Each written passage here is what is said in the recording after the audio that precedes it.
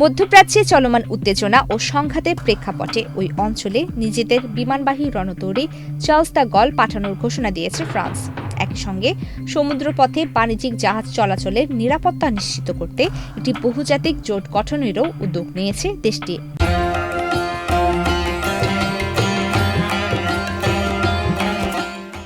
গত মঙ্গলবার রাতে জাতির উদ্দেশ্যে দেওয়া এক ভাষণে প্রেসিডেন্ট ইমানুয়েল ম্যাক্রো এসব ঘোষণা দেন।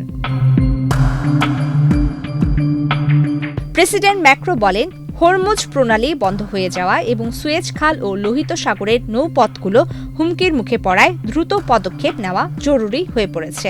তিনি বলেন, আমাদের অর্থনৈতিক স্বার্থ রক্ষা করতে হবে, কারণ এই যুদ্ধের ফলে জ্বালানি তেল ও গ্যাসের দাম এবং আন্তর্জাতিক বাণিজ্য পরিস্থিতি মারাত্মকভাবে বিঘ্নিত হচ্ছে।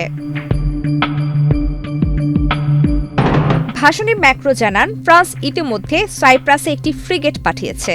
এছাড়া পারস্য উপসাগরীয় অঞ্চলে মিত্র দেশগুলোর আকাশসীমায় বেশ কিছু ড্রোন ভূপাতিত করেছে ফরাসি বাহিনী। এসব অভিযানে ফ্রান্সের অত্যাধুনিক রাফাল যুদ্ধবিমান ব্যবহার করা হচ্ছে বলেও তিনি উল্লেখ করেন। পারস্য উপসাগরীয় দেশগুলোর সঙ্গে ফ্রান্সের প্রতিরক্ষা চুক্তির কথা স্মরণ করিয়ে দিয়ে তিনি বলেন, কাতার, কুয়েত এবং সংযুক্ত আরব আমিরাতের সঙ্গে আমাদের প্রতিরক্ষা চুক্তি হয়েছে। বর্তমান পরিস্থিতিতে এই দেশগুলো বিশেষভাবে লক্ষ্যবস্তুতে পরিণত হয়েছে। মিত্র হিসেবে তাদের প্রতি সংহতি প্রকাশ করা আমাদের দায়িত্ব। মধ্যপ্রাচ্যে অবস্থানরত ফরাসি নাগরিকদের বিষয়ে প্রেসিডেন্ট বলেন, যারা ওই অঞ্চল ত্যাগ করতে ইচ্ছুক তাদের সরিয়ে নিতে সহযোগিতা করছে সরকার। মঙ্গলবার সন্ধ্যায় দুটি বিশেষ ফ্লাইট প্যারিসে পৌঁছানোর কথা রয়েছে। পাশাপাশি নিরাপত্তার খাতিরে ফ্রান্সের অভ্যন্তরেও বিভিন্ন গুরুত্বপূর্ণ স্থাপনায় নিরাপত্তা জোরদার করা হয়েছে। বিবৃতিতে বর্তমান পরিস্থিতির জন্য ইরানকে দায়ী করার পাশাপাশি যুক্তরাষ্ট্র ও ইসরায়েলেরও সমালোচনা করেন ম্যাক্রো।